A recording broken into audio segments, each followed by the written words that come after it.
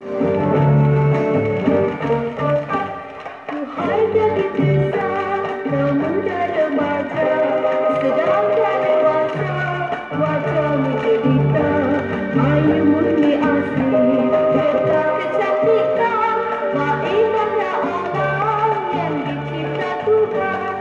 Duhai gadis desa, cantik tiada palsu, tiada bergicu, tiada berbeda, juga tak bercela, juga sederhana, tetapi jelita tak sekuntum muda.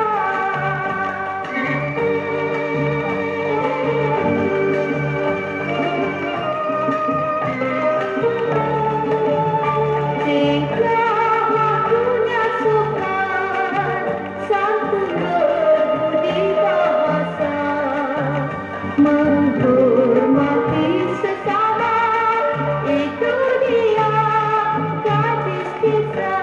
Duhai gadis desa, dikau ibaratkan sekutu melati, bunga indah suci dan ayu berseri, dan dijali pelan dan setia bakti ibunda pertiwi.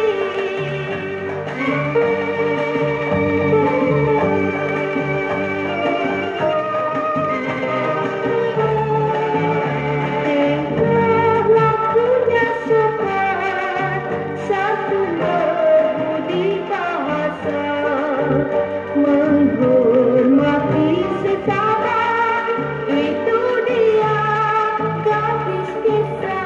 Duhai gadis desa, dikau ibaratkan sekutu melati, bunga indah suci dan ayu berseri, dan dijali perban dan setia bakti ibunda pertiwi.